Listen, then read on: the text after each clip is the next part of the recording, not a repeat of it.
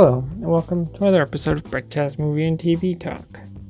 After the fallout of Netflix's The Witcher, which sucked, I was left with nothing to watch, and the task of acquiring a new show to watch is not easy for me. I have very specific tastes when it comes to TV shows, so finding a new one is a harder task than it seems.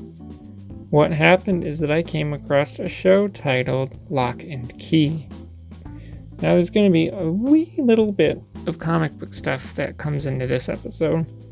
I read a select amount of comics, and I read a select amount of comics, and my favorite comic book publisher is IDW Comics. Some of the highlights of the books that they have published include The Infinite Loop, Locke and Key, Sword of Ages, and most notably for me, they've been publishing various Transformers comics since 2006. But, as I said, they are the ones that published Locke and Key, as Joe Hill is the one who wrote it, and Gabriel Rodriguez is the one who does the art for it. Fun fact, Joe Hill's actual name is Joseph Hillstrom King, and is the son of Stephen and Tabitha King. Yes, that's Stephen King.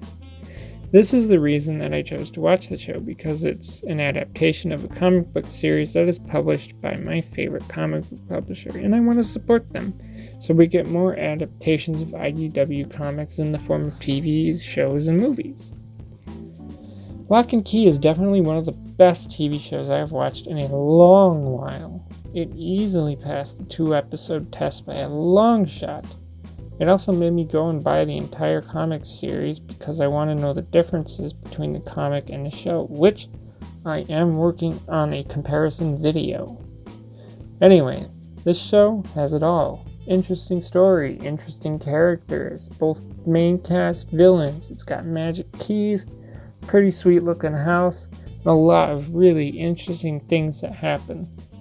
I want to do a review of the show, like episode by episode in one video, but after the review for one episode ended up being 4 pages, I figured that it wouldn't work. I'm not the best at doing episode by episode reviews, but I'm trying to do it with the in-progress review of the first season of LEGO Masters, which will be done when the season is over. The point that I want to talk about the show, I have a hard time figuring out how to do it. The other thing is that the show is so good that I don't want to give it all away. You just have to watch it, and you'll see what I mean when I say it is amazing. Yes, I know there may be some people that don't like it. Everyone's different. Just give it the 2-episode test and then watch the whole thing, because it's really that good. I've technically seen it twice because I watched it with my girlfriend and I'm watching it with my family, and I've never once didn't want to watch the show with either of them. I'm even reading the comic series now. I'm almost done with it. I'm that interested in this series and story. It's a mystery. It's the mystery and the intrigue in each episode that keeps hooking me along to the next episode, the drive to want to know what happens next. It's very intoxicating. I highly recommend watching this show and really just binging the whole series. Just as a side note though, it's weird that I can go on about how much I don't like The Witcher based on those 2 episodes, but I run into Locke and Key, watch the whole thing, and I'm just I don't know how to talk about something that I like. It's kind of weird. Anyways, that's all I have to say, so if you added the conversation, leave a comment below. As always, thanks for listening, and goodbye.